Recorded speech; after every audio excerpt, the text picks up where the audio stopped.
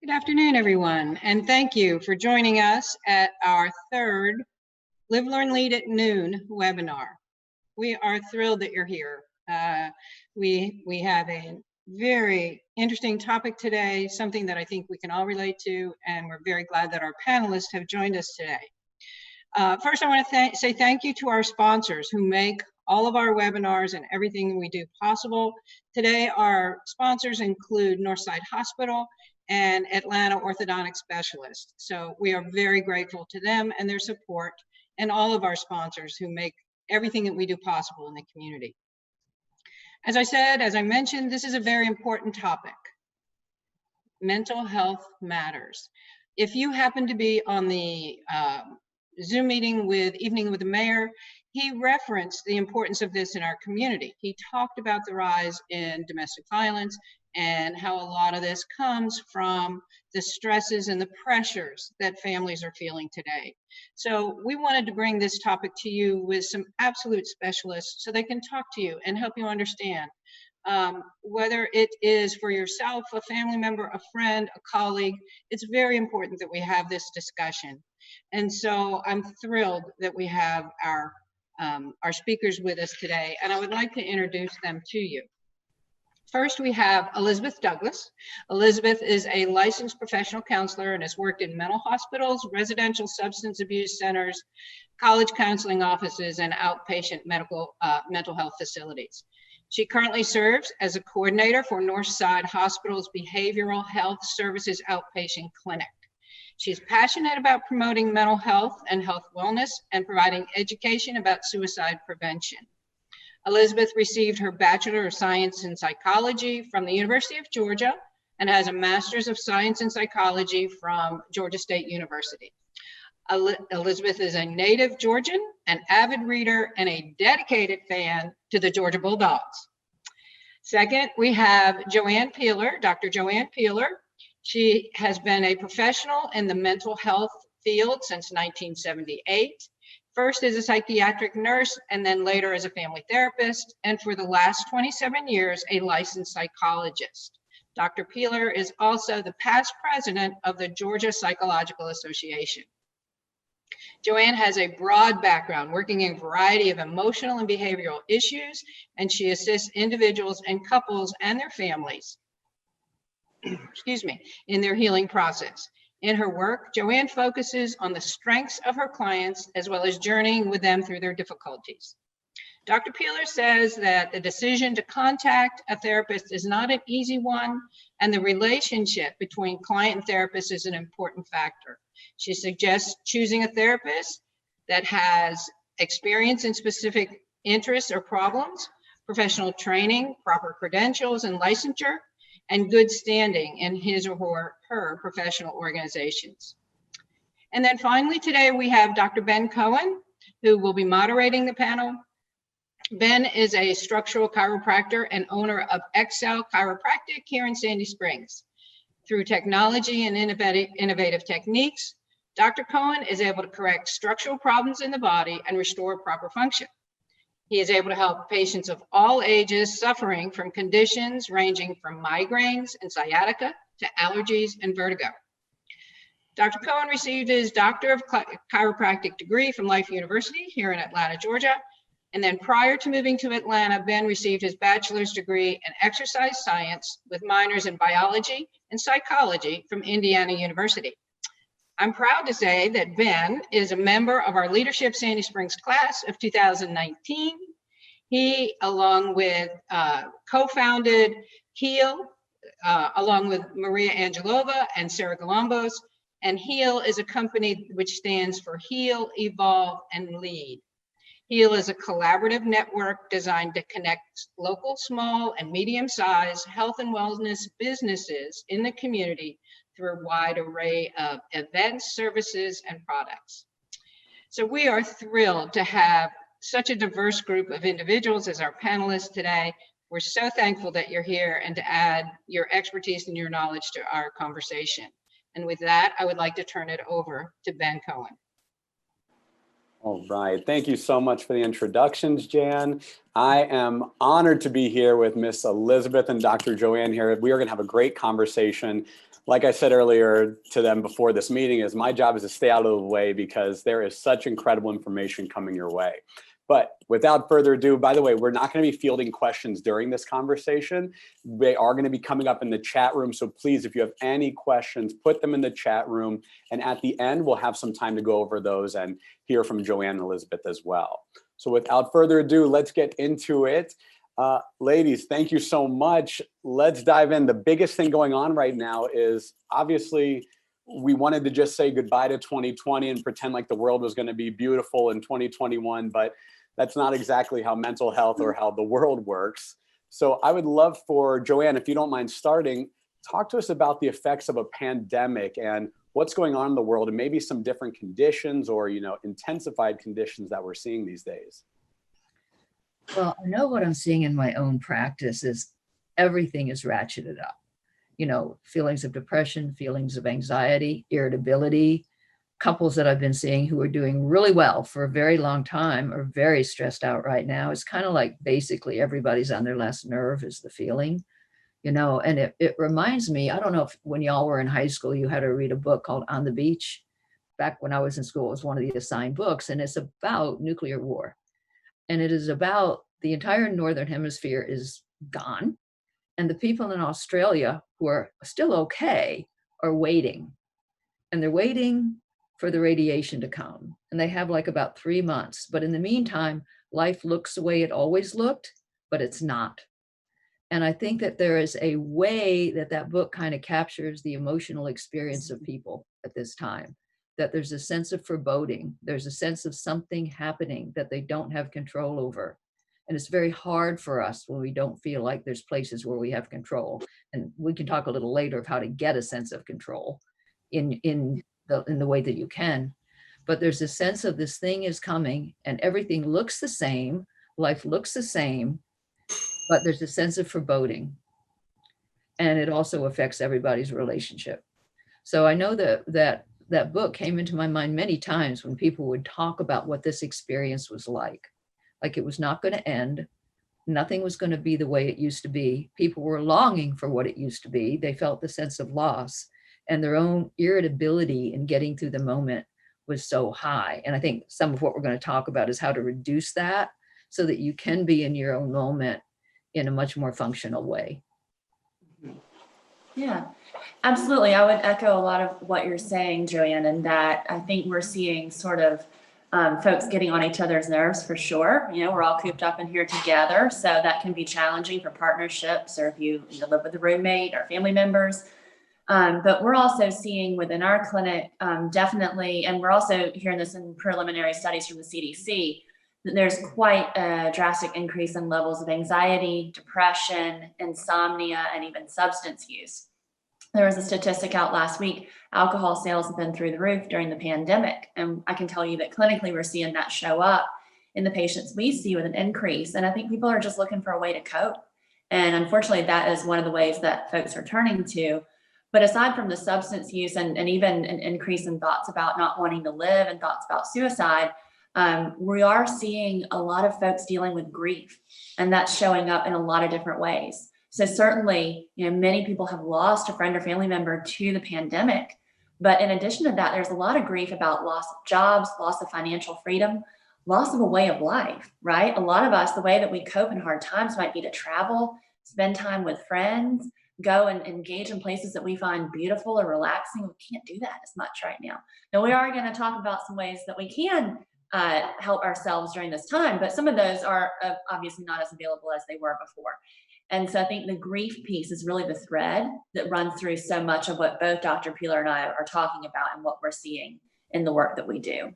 And I think that's true. I think the coping mechanisms that we usually rely on, connectedness with people, the opportunity to travel, the different things that we use to cope, they're just not there.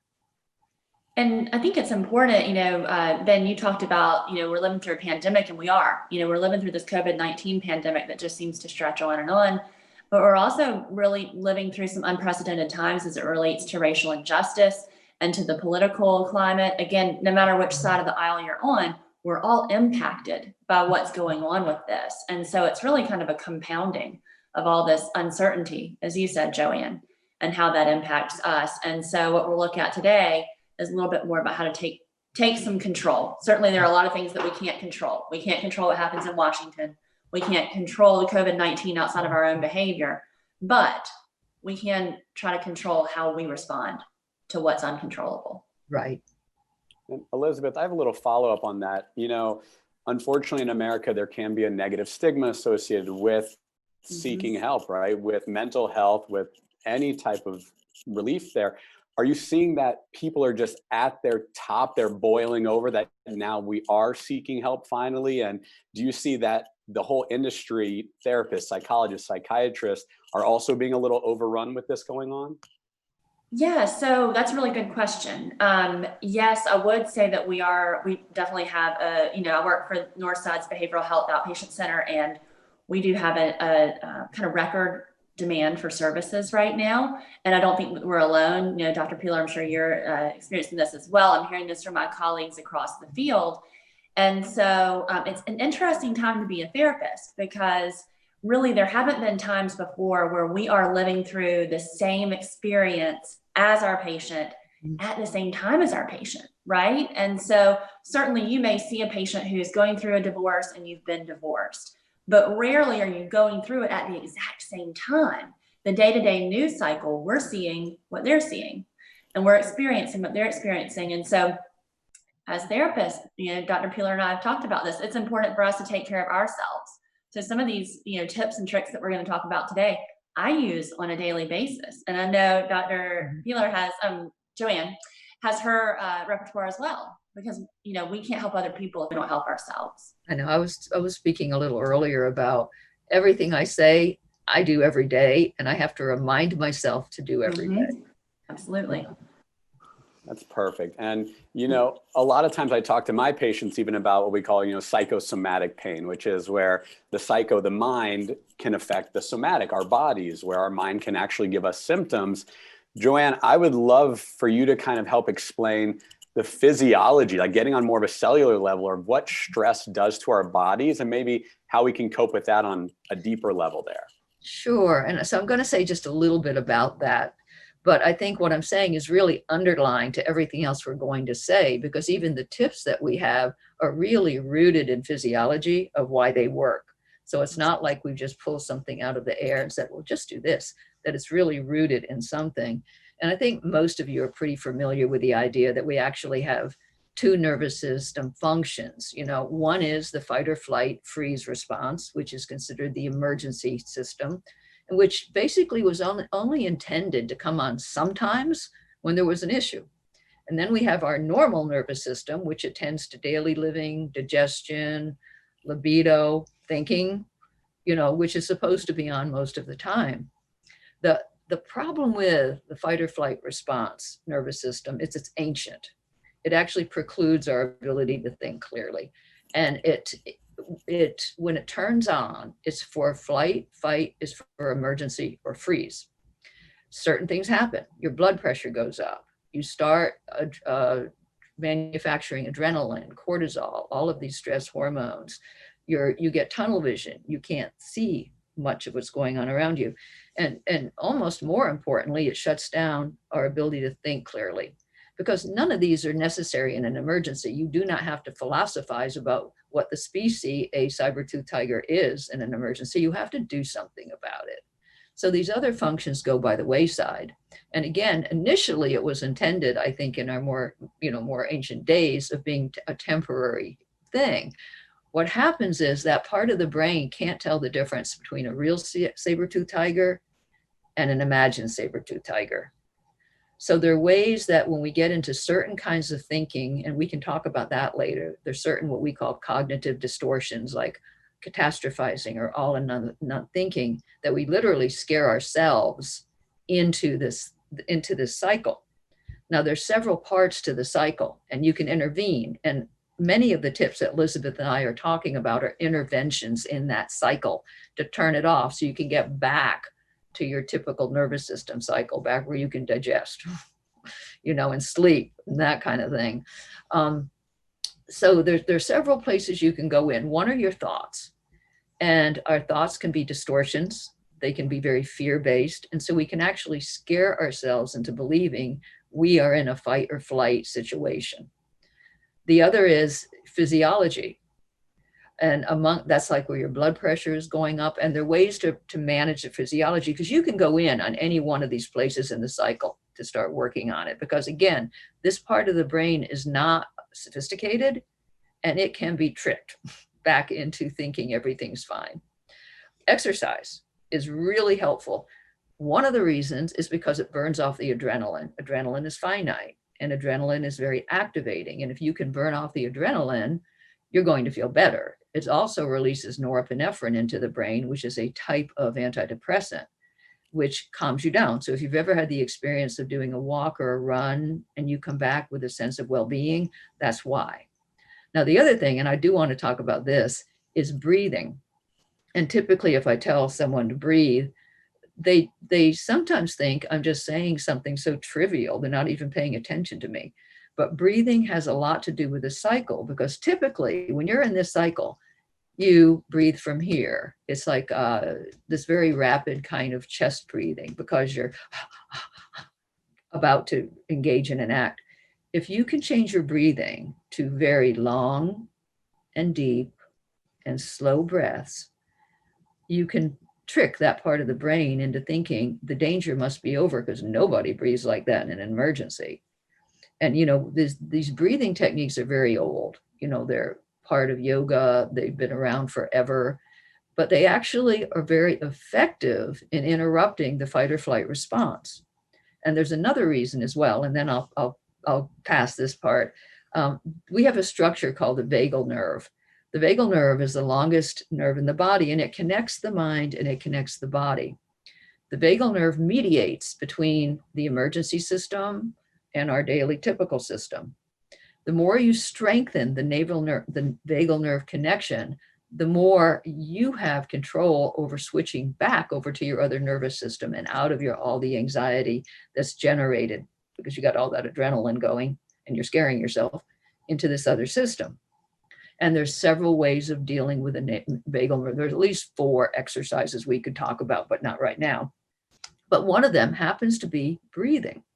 Mm-hmm. And when you do those very long and slow and diaphragmatic breaths, you actually are strengthening the vagal nerve, especially when you're breathing out. When you're breathing in, it increases blood pressure.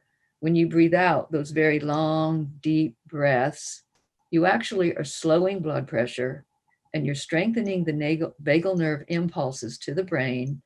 And the brain is now under the impression that emergency is off, return to where you were. And then I just want to touch real briefly on thinking, and then I'll go after this. Why we talk about cognitive thinking and examining your thinking and examining the thoughts you're having.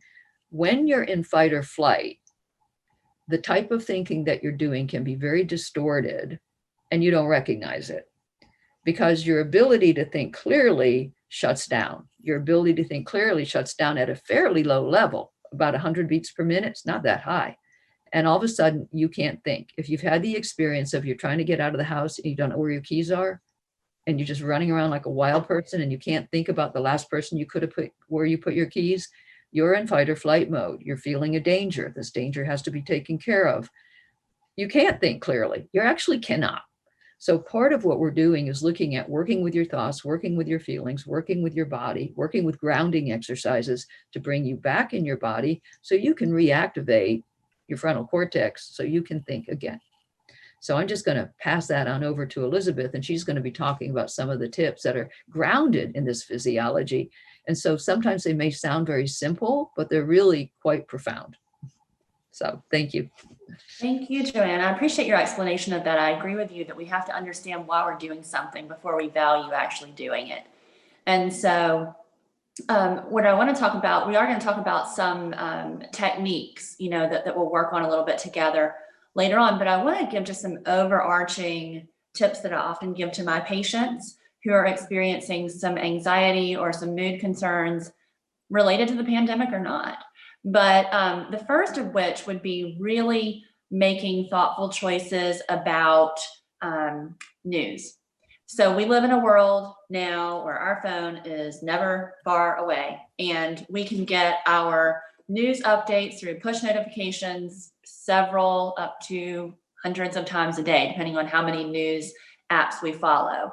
And what happens each time we get one of those push notifications? Well, first of all, rarely is it good news, right? It's not puppies and sunshine. It's something else bad that has happened in the world. And so if we don't take control of that, and we allow ourselves either through the push notifications or just through a regular checking of that email all throughout the day, or regular checking of our apps all throughout the day, what happens is we keep that anxiety level high. It never really gets a chance to settle down. It also keeps us sort of distracted from what we're trying to do in the present moment. So really trying to make some decisions about, okay, there's maybe 1 or 2 times during the day that I'm going to check the news. And those are going to be times that I choose judiciously, right? So is it good for me to wake up first thing in the morning and read the news? For some people, that is the best time. And for some people, that's the worst time. Same thing with right before I go to bed. A lot of times that might not be the best time to check the news. So maybe sometime in the afternoon, or maybe you watch the 6 o'clock, 7 o'clock evening news, but then you give yourself a break for the rest of the day. Not saying don't be informed about what's going on in the world, but I am saying to put some limits around this. And what I can share with you is that my patients who have utilized this have said this has actually made a drastic impact on their overall anxiety level, because they don't feel like they're just getting essentially henpecked throughout the day with bad news. And then as we again talk about our phones and about the world that is very available to us through the screens that we have available, really making some choices about social media. So I'm not saying, again, don't use social media. I don't know that that's a realistic recommendation at this point in time. And in some ways, social media is helpful to keep us connected to those who are around us. We're going to talk more about that in a minute. But also, you know, there's the phenomenon of compare and despair. So go on to Facebook, Instagram, whatever it may be. I look at somebody else who just made some beautiful bread, or their kids look so cute. They look like they're having so much fun. They're not really struggling through this pandemic the way that I am. So really thinking about when and how much and why we're looking at social media can be another just general tip that can be very helpful. And then the last piece is making time for true connection. Now, we've talked about we can't necessarily get together with folks the way that we did pre-pandemic without maybe a little bit of worry related to that. However, we can still connect with folks over the phone, over Zoom, over FaceTime. But what I would encourage you to think about is the quality of those connections more so than the quantity. So just picking up the phone and calling somebody that you're not all that close to and having a phone conversation might not be that helpful. But if you have those 2 or 3 people in your life who you can really talk to without a filter, who you can really tell how you're doing, you can make a true connection with, that's something that can really see you through in this time when a lot of us are struggling. As human beings, we're wired for connection, and we need to maintain that even during this time of the pandemic. That's a great point, you know, and I also want to hear, Joanne, about connection on your side as well, because I love what you said about the news and the social media, but one point you made earlier, Joanne, about people who have seemed perfectly normal, like there were no problems, we're starting to kind of pull the filter down and we're starting to see some issues. Can you talk about how we can kind of reconnect with those who we might be in close quarters with these days? Okay, well, I have a couple of different thoughts, so I'm going to go off in different directions. And if I go too far in one, pull me back. I think there's something about expectations of ourselves and expectations about our others, where we hold expectations of them being to calm us down, fulfill us, make life better, you know, which are very unrealistic and which interfere with our being able to have gratitude, which is very important. You know, we're not looking at, oh my gosh, I'm glad I have someone here during the pandemic. It's, oh my gosh, I can't believe you keep doing that. You're making me nuts. You know, so a lot of it is paying attention to your own thinking and to the degree of expectations you're putting on the other person as well as on yourself. Because we have the dilemma of wanting to be perfect, and it is not possible. So that is a piece of it. And then I was also thinking about the whole like what they call the locus of control. What do you have control over and what do you not? And that kind of gets into that mindfulness concept of being in the moment or being in the day you're in, because you can only be in that day. And as I was saying to someone earlier, that depression tends to reside in the past, where we're ruminating about I should have done that differently. and we're beating ourselves up, or anxiety is in the future of what is going to happen if this happens. And so if you can pull it back into, okay, I have no control over those two edges. I've got control over what happens now. Am I okay? Most of the time, the answer is right now I am. Sometimes I'm not. If I'm not, okay, so what can I actually do about it? Because there's something about taking some action in the areas that you have control that can really be very comforting. And so I think that can help as well. And I think I'm going off a little bit from your question right now, but it just stimulated something in me that one of the techniques that you can do is, all right, y'all know what a Venn diagram is. You know, you have a circle and you have a circle, and then there's a little interlobe. If you take any issue you have, and often it has to do with other people because they're hard to control, in fact, write down what you do have control over. I don't have control over this, this, and this. And then is, what do I have control over? I have control over my behavior. I control over the way I'm looking at this or the way I'm thinking about this. And then looking at the intersection point. And in the intersection point, there's the action you can take. But it's very good to be able to separate that out. The other thing about connecting, and I really like that Elizabeth said that, we all have someone that we know that we kind of trust. And I know one of the gifts to me in this pandemic is I don't see people, but I talk to old friends whom I haven't spoken to in a long time. I have my talk walks where I go up between sessions and I talk. I've been talking to my college roommate who's known me since I was 17. She knew me before anything's ever happened, and she will tell me about myself. You know, if I'm starting off in my own paranoid thinking about, well, what does this mean? What does this mean? She will just snap me right back, you know, if I'm off the line, or she'll support me if I'm not. But ways that you can connect with people is really, really powerful as well. Not having high expectations that they have to be able to fulfill everything. Having some empathy for the fact that everybody is irritable right now. And sometimes you just need a timeout. You know, it's why I work in the top floor of my house and my husband's in the basement of the house, and there's a floor between us. We do really well with a little distance. You know, it helps, and I'm glad to see him. So sometimes you just have to moderate that, and also forgive yourself, not just other people. And we can talk a lot more about forgiveness because there's steps to forgiveness. It's not an automatic thing. There's steps to it. But in terms of, you're not doing everything perfectly right now. And sometimes you are irritable. And sometimes maybe you do need to go back and say, hey, I'm sorry I did that, as a way of maintaining the relationship. So I don't know anymore if that was the question you asked me. It's where I went. That was perfect. All right, good. Then I was also thinking just about, you know, to add to something that Joanne said about the college roommate, right? Somebody who knows you and somebody who you can be vulnerable with. I think that's really important right now. We're all kind of soldiering through on the day to day, but having that person that you can let that guard down with. There's somebody who's pretty famous in this field, Dr. Brene Brown. She's written a lot about her research on shame, which doesn't sound great, right? But actually what she's found is sort of some of the secrets to life. And one of her secrets is really that we cannot have true connection without vulnerability. And so I'm not saying be vulnerable with everybody. I'm not saying be vulnerable with your boss. I am saying you need to have at least one or two people you can be truly vulnerable with. And hopefully those are folks who have earned that vulnerability, much like what Dr. Peeler was talking about with her roommate. Somebody that you can trust, you can let that guard down and feel safe, because we really need that right now.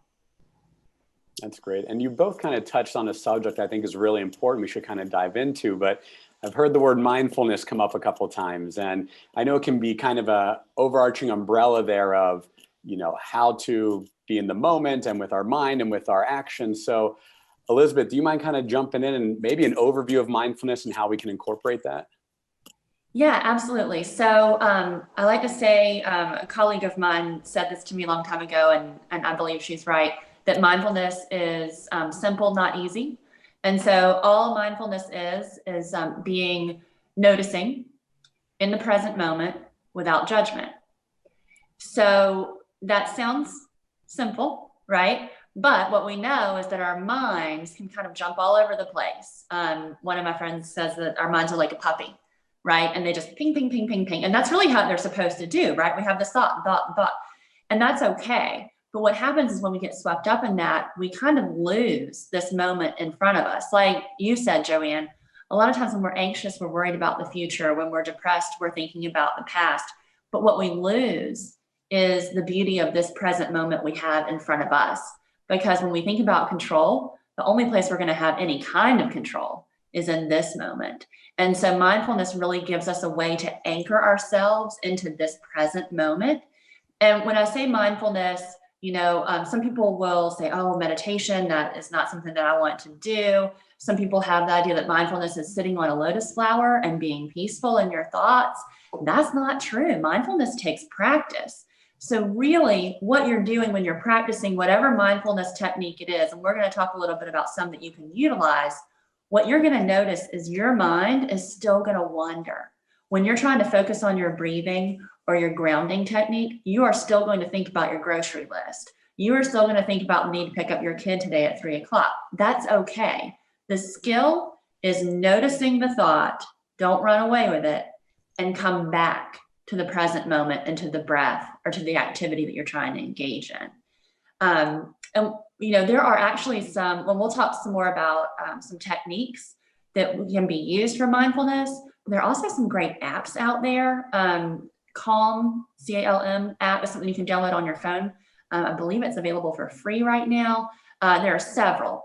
And Headspace is another that's actually free right now to all healthcare providers. So a way to sort of test out some of these skills with some assistance. But Dr. Peeler and I are going to talk a little bit today about some of the activities you can do on your own to anchor yourself into the present moment. And so one of those is breathing, like you talked about, Joanne. Really, if what we can do is take a few moments, focus on our breath. I like to do a 6 breath with my clients. So breathing in on a count of 6, holding the breath for a count of 6, and then exhaling for a count of 6. Gives us a way to sort of make sure we're doing it right. We don't want to judge ourselves, right? But gives us a way to really deepen that breath, the inhale, the holding, and the exhale in a way that we can mark. And then there are several other activities we can do for mindfulness, but I don't want to take all of the spotlight here. Joanne, you want to talk a little bit about some of the mindfulness techniques you use with your patients? Yeah. And I think that sometimes when people hear mindfulness, in their mind, they're also thinking meditation. And sometimes meditation's a little scary for people. It puts them off. The idea of it's been around, of course, for 1,000 years. And then in the 1970s, I think Robert Benson, I may not have that right, at Harvard did some studies on actually mindfulness, paying attention to the moment. And he called it relaxation response. And as soon as he called it that, people were more willing to do it. It seemed like something to do. But basically what it is pulling yourself into the moment, getting very conscious physically, using your senses to see what's around you. Like, what are you actually seeing? What are you actually hearing? What is going on in this very moment? And I do think that there's a way that there's been more opportunity for that in the pandemic. It doesn't mean people have been doing it, but I do know, and I have this story about how during this time period, I have a little water feature outside, and I was out there a lot in the spring, and I watched all my tadpoles hop away, turn into frogs, and I felt like they were all graduating from high school. I was like, all my babies were leaving. But I can tell you, there is not another spring where I went outside and sat by my little pond and watched my tadpoles. And it was enormously gratifying to watch this going on in nature. We also know nature can be very grounding. So basically mindfulness is you're here right now. Pay attention to the moment you're in and how you're feeling. And again, it's without judgment. It's like, oh, that's interesting. And it also gets a little bit into the cognitive distortion when you're having these, and we can talk about that later, some of the default negative thinking that we have that feels automatic and it feels real. It's not real, and it can be a distortion, but we just think it's real because we think it all the time. One of the beauties of mindfulness is that you can observe yourself having the thought. You can go, oh, there, I'm having that default thought I have about blah, blah, blah, blah, blah about me, a negative thought. Instead of just having it having you can have it. You can watch you having a thought. And when you can disassociate from the thought itself, you can observe it. You can explore it. You can understand why you're doing it. And even more importantly, you can look for a substitute thought, instead of, yes, I'm sorry, go ahead. Mindfulness, and just to echo what you're saying, mindfulness gives you this, with practice, this ability to sort of separate yourself out and to take that spectator role, but really create space. Because as you said, when we were practicing, Dr. Peeler, and this is something I tell patients too, just because you believe it doesn't mean it's true. And so the more we can step back from that in a calm, reflectful way, the more that we can really take a look at those thoughts and decide what is helpful and what is true. Right. It's sort of like not what's right and wrong, what's functional. Is this serve me to think this thought, or is it a problem? And I liken it sometimes, like if you go to the beach, maybe past times, not your past times, but years ago, you go to the beach, you can see why people thought the earth was flat, because you can see the edge. It's right there. And if you see the edge, you don't want to go out there and fall off the edge. So that's going to mitigate, how you think is going to mitigate how you feel, is going to mitigate what you do. If you can pull back a little bit, you can see the earth is curved and there's not an edge and you're not going to fall off of it. So there's a way in which learning how to do mindfulness thinking is pulling back and observing that you have this thought, and you can observe, with this thought, I have a feeling, I have fear. And when I'm fearful, I don't do, or I do a certain act. So that gives you a little bit of freedom to change your thinking, your feeling, and your behaving. And that is all within, it's like almost rewiring your brain. That's all within your scope of being able to do that. And mindfulness does give you that moment. And I got to say, this one little piece about mindfulness that I discovered, there's a lot of almost a happiness in the moment, even when things are falling apart around you. I cannot tell you the absolute joy I was watching with my tadpoles getting little legs, and I can remember one time my son was studying physics with a friend, and I was washing the dishes, and I suddenly noticed I was so happy. And happy is something we always think we're chasing after, but happiness is in any given moment. And it's more often in the simplicity of a moment than it is in the parade of the moment. And I thought to myself, oh, I am so happy. I'm listening to them studying physics in the other room, and I'm washing dishes. And I just noticed the sense of contentment. And that's something you can have in a pandemic. And that's something you can have in chaos all around you, that you can find that place. And I think what you're talking about, Joanne, really leads to something else we wanted to discuss, was the idea of gratitude. Yes. So I don't want to pretend like things aren't difficult right now. We know we're living through this as well. However, there's a lot of research. Actually, there's Martin Seligman was the father of positive psychology. Mm-hmm. He's done a lot of research on the impact of gratitude.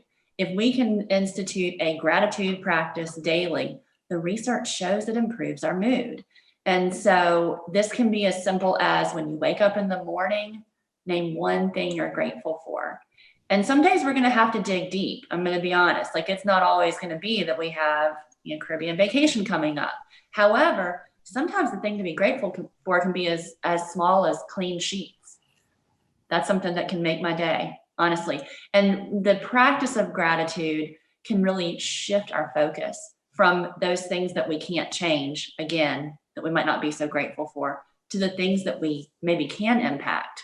And so this is something, again, it can just be once a day, one thing. Some people go as far as keeping a gratitude journal, where at the end of each day, they list out 3 to 5 things that they're grateful for, 3 to 5 people, 3 to 5 interactions. Again, it can be small. It can be that I had time to go get my car washed today. But that practice, again, just like mindfulness, it's the experience of it, and it's the practice of it that really helps to shift our focus. I'm sorry. I think you're very, very right. I think this is so powerful and so important for people to know.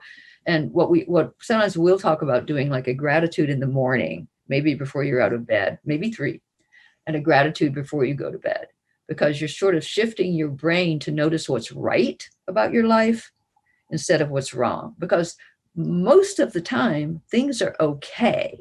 There's sometimes when they're not, but we have a tendency to look at and use words like, oh, always or never, when things aren't going well, when most of the time they're okay.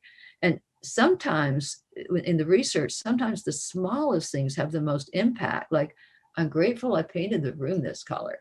It can be the tiniest things, and you can think of the same thing the next day. Don't set yourself up for failure by trying to be No perfect judgment. with your gratitudes.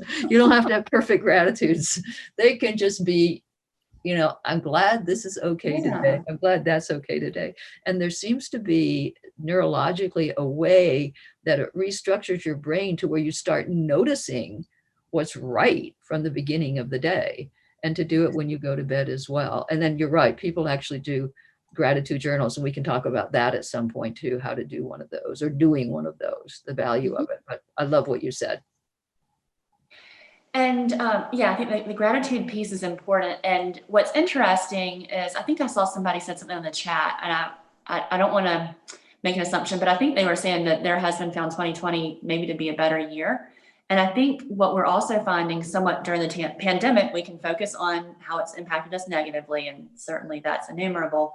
But there also are some gifts of the pandemic. And I don't want to diminish the losses that we've experienced. They're enormous and devastating. But they're also, if we look closely enough, hopefully can find, reconnection with people. Right. You, Joanne, reconnection with the college roommate.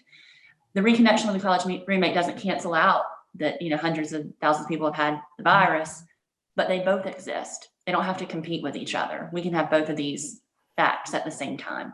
Right. And And so, looking at what's more adaptive for your life to get through your life, what is going to work better. And all of it's true. But then it's like, where are you going to put your focus? And I think that ends up having to do with mental health and resilience. and I think it also helps us to make some meaning of what we're experiencing here. Because really, again, what research shows is when people have experienced trauma, the gift to healing is through finding some sort of purpose and meaning in that. And I hope that we can all sort of approach 2021 as with some curiosity about how do we make some meaning out of this experience. We've been through all of this. What does it mean for us? What have we learned? And what do we come out still feeling grateful for? And I think that leads, I know that we're pretty close to the end of our time, but Joanne, do you want to talk a little bit about forgiveness? I know that's really a topic that you're passionate about. And I think it's one, especially given what you talked about with the couples and the challenges that people may be facing. Do you want to talk a little bit about that before we? Yeah, I mean, I don't know where we are in time here. Yeah, I'll say a few things about it, but it kind of waves in with everything else we're talking about. And I want to say, first of all, what it's not. I think one of the difficulties of forgiving someone is that there's this idea that it's going to let them off the hook. That they did something, and if I forgive them, then they didn't do it, or there's no consequences for it, or it doesn't happen, or in some way I will be wronged and I will never be okay. And it gets into all those things. So it's really not about the other person at all. And you're really not saying this didn't happen. Yeah, it happened, and it could have been pretty horrific, and it could have had a pretty important impact on you. But forgiveness is much more about you. It's much more about relieving yourself from carrying that anger, because there's a tremendous amount of anger that fuels this. And it's like reclaiming yourself, getting yourself back, so you're not burdened by the anger of the forgiveness. And there's different steps that you go through. But the early one is acknowledging, yeah, you have a perfect right to what you're feeling. It's not saying I shouldn't feel this. You do feel it, And then another place that you go with that is you're looking with empathy in some ways of how that happened, but you're not saying it's all right. And let me go back to the physiology. There's actual physiology that goes with forgiveness that's in your favor. That when you go into a state of forgiveness, your blood pressure goes down, your cortisol levels go down, your adrenaline goes down. There are all kinds of stress hormones that you carry in your anger while you're feeling very, and possibly very justified in what happened. But it is a process. You might reach reconciliation. That's like the bow at the end, but you may not. It may not be possible, because in order to have reconciliation, the other person has to also be willing to go there, if there's a reconciliation. But you can do the forgiveness part without them. And it's really a freedom for you. It's really you freeing yourself from what you're doing to yourself physiologically, the fact that your life force is getting used up on this issue. And if you ask somebody, okay, so how many times a day, what's the percentage of the day that you're thinking about how angry you are about this? And often when people say, well, 50%, they suddenly realize I'm spending 50% of my life tied up in this, and I really want some freedom from it. So there's a way in which the ability to engage in forgiveness is about you. Now, it doesn't just happen once. I think it says in the Bible, like 70 times 7, a lot. You know, you might have to do it a lot, but part of it is the reminder of why you're doing this. You're really doing this as a sense of personal freedom. You're not saying it didn't happen. You're not saying it was all right. You're not saying the person's off the hook. What you are doing is disengaging from the intensity of where it's taking up you. Elizabeth, if I can ask you a little splinter off question there, and thank you, Joanne, because that was such a great explanation of forgiveness for any time, not just during a pandemic, but just to kind of focus it towards almost what we're going through now. Elizabeth, I just want to give you like a little scenario that some people may be facing, and that could be either we've never lived through a pandemic. I wasn't taking it seriously in March, April, May of 2020. And oh no, like I contracted it and then I gave COVID to a family member, or even more severe, I gave it to a friend or family member that then passed away. How in the world can we forgive ourselves for these kind of things? What are some steps that we can take for a scenario like this? That's a really great question. I think the first point you made is the most important. We've never lived through a pandemic before. And so we didn't really know what we were facing early on. And there was a lot of confusion, still is a lot of confusion. You know, there are still people out there who are not wearing masks. And somebody who works in the medical field, I can tell you, you know, there's risk in that. And so, but again, we didn't know early on. And when we know better, we do better. And so there's also just a lot of opportunities to, if we want to take them, to judge ourselves right now for decisions we made, be it related to COVID or really anything else. And knowing that, you know, we do the best that we can on a daily basis and giving ourselves and those around us as much grace as we can. And that forgiveness, you know, that Dr. Peeler talked about for other people, we have to practice that same forgiveness for ourselves right now. You know, many of us are not at our best. We are living through, again, unprecedented times, and that has an impact. So acknowledging that and moving forward, but also really just taking the control where we can. If we made a mistake and we impacted somebody else in a negative way, when we can apologize. You know, that helps us and it helps them. So again, just like how the forgiveness doesn't just impact us, you know, that willingness to accept our own responsibility doesn't just impact others. Right. Us Right. as well. And I think it's sort of getting back to that idea that we so wish to be perfect and we're so not, and we do mess up. And if it's something that you can seek some form of atonement about in some way to be able to do that, you know, would be really important. And I know that often in my practice, people come in with guilt and shame pretty routinely. Some of the guilt, they really are not responsible for. They just, for whatever boundary issues, take on guilt. It rained, it's their fault. So sometimes it's sorting out what really was your part in it and what really wasn't. Because a lot of times we take things on that, I was just dealing with someone yesterday. They really were taking something on that had very little to do with them. But then when it is real, when there's a real guilt piece and you really have done something, I also believe in atonement. I also believe in finding a way to basically it's a way of apology, of doing something to kind of seek a kind of atonement for what you've done. You know, because we are imperfect creatures. We don't like it and we don't want to be, but we are. And sometimes we really mess up, and then looking at, okay, so I did, what am I going to do now? And I think when it comes to blaming and guilt, which are kind of two sides of the same coin, a lot of that is about people trying to take control, right? Something bad happened. Certainly I had something to do with that. And this is the thing I'm going to take on about that, and then beat myself up. But if we can try to take a step back again and realize we don't actually have as much control as we think we do, that can help us feel a little freer to again give ourselves that grace. I think you are so right about that, that a lot of times it's almost a defense that if I'm in charge of this, then somehow I had some control in situations where we actually don't. It gives people, weirdly, it seems it's temporarily helpful, but in the end it's actually not, because the idea of not having control can be pretty scary. It also can be pretty freeing once you accept that that's true. So. Right. One thing I would say about that is thinking about leaning into the discomfort instead of creating these constructs of it's my fault or somebody, or it's their fault. Maybe just accepting the isness of what's happened. Yeah. Because that idea of fighting against reality is where a lot of the suffering comes in. That's right. That accepting this is what happened. Now what do I do? Yep. Well, this is great. I mean, I can't believe our time is already flying by like it is, but for time's sake, I do want to get into a few questions though that have been coming through the chat.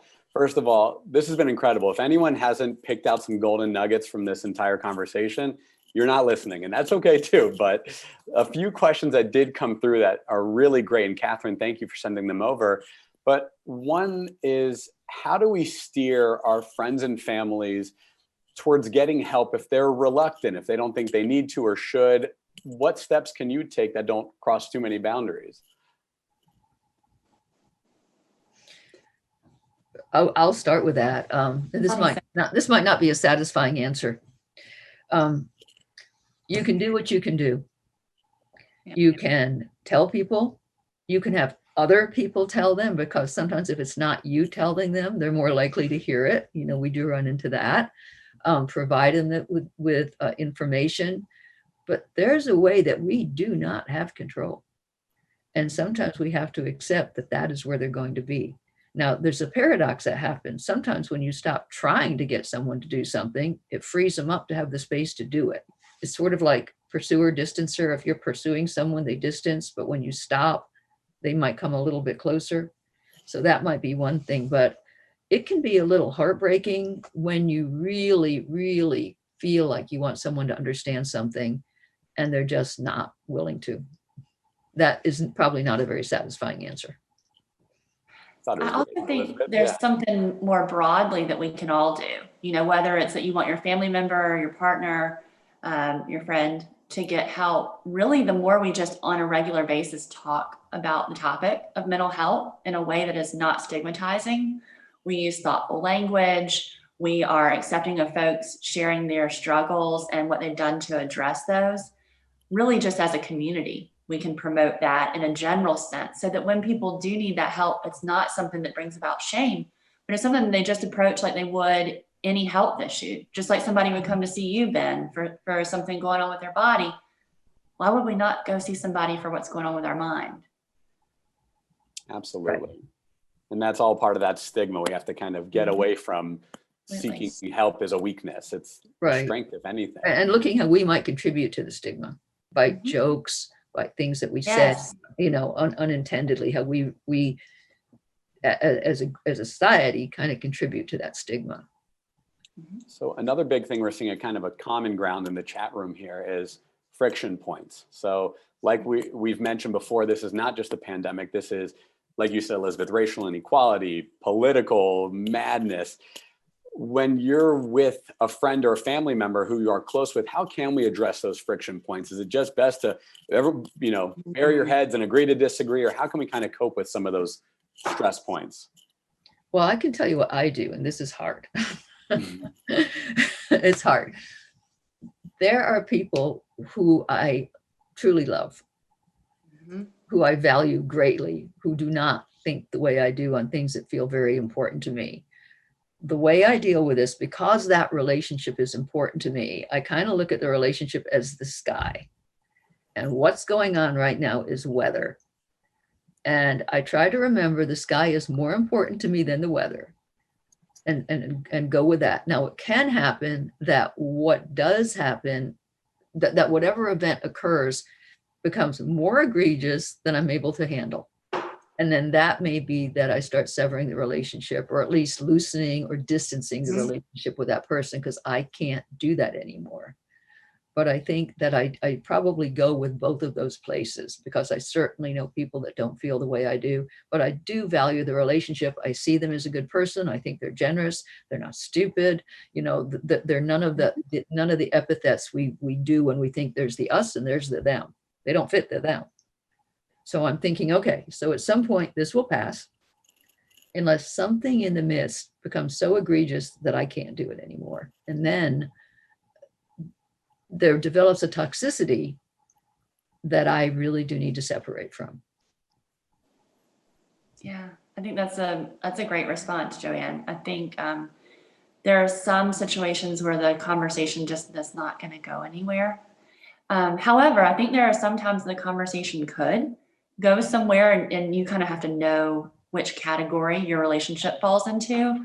But when we feel like maybe it's worth having that conversation, and this is hard, but really trying to before you have the conversation, honestly use some mindfulness. Get yourself into that moment, into that space with that person. Don't time travel. Don't invest in judgment. Be there in that moment. Feel the energy in that moment. You can tell when you're sitting with somebody if it's a space to have a productive conversation or not. And if it is that space to have the productive conversation, using as much vulnerability as is appropriate given the situation, but also trying to understand and approach with curiosity rather than judgment can be Oh, I really want to hit on that. Curiosity. Curiosity is your friend. Yes. If you can approach someone from a place of how curious that you have that view without going, what is wrong with you? Because I'm right and you're not. If you can have curiosity and try to understand how is it that they would see that, that can help you a lot. Curiosity is it's a lovely portal through life in terms of dealing with other people. And approaching those conversations with the goal of maybe trying to understand each other, but not persuade each other. Yeah, because that doesn't work. It never has. Even though usually what we do is we try to do it, and when it doesn't work, we turn up the volume and try to do it louder. Don't do that. Work lower, it's not going to work louder, but that tends to be our response. But I have found if I can go into a place of curiosity, it gets me out of judgment with the idea that there might be something here that I don't get or missed, but something here nevertheless. One cool little tool that even a dear friend of mine told me one time is getting rid of the word but and replacing it with and. So instead of saying, I hear what you're saying, but this is how it is, it's more, I hear what you're saying and this is what I'm saying. So it creates more of a connection than that friction there also. That's because the word but is always what they really think. Exactly. And it's about to invalidate whatever they said before, and we all know it. Exactly. Well, last point I would love, and this is, if anyone has a pen and paper, this could be a good time, but resources, right? Elizabeth, you mentioned Calm and Headspace. What are some great books, podcasts, speakers? How can we cope with what's going on? Let's hit a few resources for people. Absolutely. So podcasts are a great resource right now. We might not be in our car as much as we were before, but still something that we can listen to. I mentioned Brene Brown, Dr. Brene Brown earlier on. She has a new podcast called Unlocking Us. And so she explores some of the, her podcast started during the pandemic. And so she explores some of the ways to survive. This pandemic actually talks to a lot of authors who've written books about addressing burnout and shame and these types of topics that we're all dealing with right now. So that's one that I love. And then other podcasts, I'm not going to give a specific one, but anything that's funny, whatever is funny to you, that is a really good resource right now. There's one that I listen to when I'm having a bad day. It just gets my mind off of it. It might not be everybody's taste, but find what that is for you. You can always search in the podcast list for humorous podcasts. Books, I would put that into two categories. If you can do some pleasure reading, whatever that is for you, it's maybe not about politics, maybe not about a pandemic. I love Louise Penny's series, the Detective Gamache series, and it's got about, 20 books in the series now, set in a beautiful town in Canada, and it's just engaging enough without being stressful. And that's my retreat when time gets tough. But I would also say looking at some of the books that are out there about like burnout and stress right now, Joanne, do you have a list that you go to with your patients? I don't want to take the whole Well, list. I do, but I have to say that during this time period, it's very hard for people to focus on reading that kind of literature because Mhm. the brain is really having a hard time focusing. So I am more looking at podcasts. And again, there's a number of them. I think we can put some together maybe for afterward that we like to use. The pleasure reading is enormously helpful. A lot of times you're reading about people that have been through very hard times, that parallel our own or certainly exceed our own, and just notice the resilience of other people of how they got through them. This can be fiction, nonfiction, but they're not necessarily therapy books. But I also really do love some of the apps like Calm and Headspace. And one of the things I really like about Headspace is that they have meditations that are like 2 minutes long. And because there are days when 20 minutes, there's no way it's even going to happen. But most people can get a minute. So if you can commit to 1 minute, and Headspace has a lot of sleeping tips on it. There's a lot of places like that. And so there are other, and Calm as well. And these things you can carry around with you. You can pull one up and you can read some of the sayings for the day, or you can do some of the meditations for the day. And they give a lot of really, really good mental health tips. And they're very, you have them at your disposal. They're with you, so you can take care of that. And then, like I said, there are days when I try to do a little meditating, but sometimes that just seems like there's no way I'm going to focus very well that day. But I can focus for 2 minutes. I'm pretty sure I can still do that. So that will be my commitment. The other thing is when you make commitments to yourself, they can be small and they can be realistic. And they are successes. Like there are some days that I brush my teeth is a success. Yeah. That you have to look at what have I done? What am I doing well today on days that are hard to do a whole lot of anything? So, but I think we can certainly get together a listing of some things. For the most part, I haven't been prescribing any kind of mental health books because people just can't read them right now. Or I'm finding that might not be true in your practice. That's a great point. Maybe a list we can kind of follow up with afterwards. That would be very helpful. But ladies, that is our hour. You two were incredible. Thank you so much for all the knowledge you shared with everyone here. I know everyone had to have taken some piece away from this. I would love to bring Jan back in to kind of wrap this up. But again, thank you. Thank you so much to our panel. This was amazing. Ben, I actually sat here and took 2 pages of notes that I will refer to. I'm glad we have a recording so we can all refer to. It was so fascinating and impactful. Even from breathing, I sat here and did a Venn diagram when you talked about it, Joanne. The connectedness, the mindfulness, everything was so great. There was so much information packed into this hour, and we are so grateful to you. Talking about that grateful moment, that gratitude moment. We are so grateful for the 3 of you to be on our panel today. Ben, you're right, Elizabeth and Joanne, we will have a list of resources that we will put out afterwards. We've started that list already. So as I ask if you could share any of your ideas with us, we will get it out to the folks that registered for the webinar today. So again, thank you so much. This has been wonderful. We've gone a little bit over time and we appreciate all of you for staying with us, and we so appreciate you, our very excellent panel today. Thank you. Full of gratitude. Okay. All right. Thank you so much. Have a wonderful day. Thank you.